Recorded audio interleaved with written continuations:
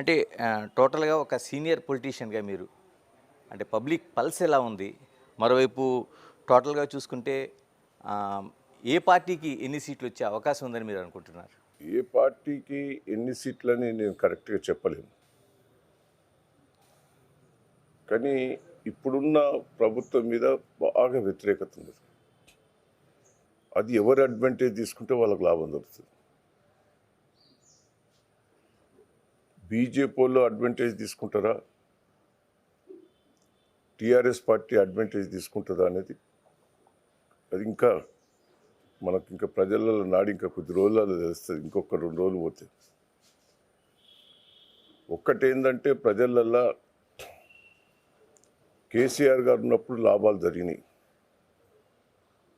ఆయన 10 ఏళ్లలో అద్భుతంగా చేశాడు. గత కాంగ్రెస్ ప్రభుత్వంలో నీళ్లు లేకపోయేది, కరెంటు లేకపోయేది, తాగేదందుకు నీళ్ళు లేకపోయేది, పెన్షన్ సరిగ్గా రాకపోయేది, ఇబ్బందులు పడ్డం, రోడ్లు లేక, గ్రామ పంచాయతీ లేక ఇబ్బంది పడ్డం అనేది ప్రజల లోపల ఉన్నది. అది టీఆర్ఎస్ పార్టీకి అడ్వాంటేజ్ కావచ్చు అనేది నాకున్న రాజకీయ అనుభవం మీద నేను చెప్పగలుగుతున్నాను. రెండవది, దాన్ని వాడుకుంటే వీళ్ళ ఫెయిల్యూర్స్ కూడా చాలా అక్కడికి వస్తున్నాయి. రేవంత్ రెడ్డి గారు చాలా మాయమాటలు చెప్పారు. ప్రజలు నమ్మిండ్రు, ఓట్లేసిండ్రు. డిసెంబర్ 9 వరకు చేస్తానని ఒక్కటి కూడా చేయకపోయేవారికే బాగా వ్యతిరేకత ఉన్నది కాంగ్రెస్ మీద. అదే టీఆర్ఎస్కి అడ్వాంటేజ్ కావచ్చు అనేది నాకు ఉన్న విశ్లేషణ.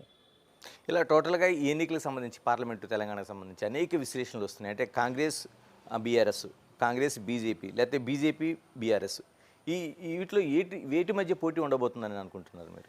అంటే కొన్ని దిక్కుల మూడిట్ల పోటీ ఉండదు, కొన్ని దిక్కుల రెండిట్లు ఉన్నాయి. అంటే ప్రాంతాలను బట్టి ప్రాంతాలను బట్టి ఉంటుంది.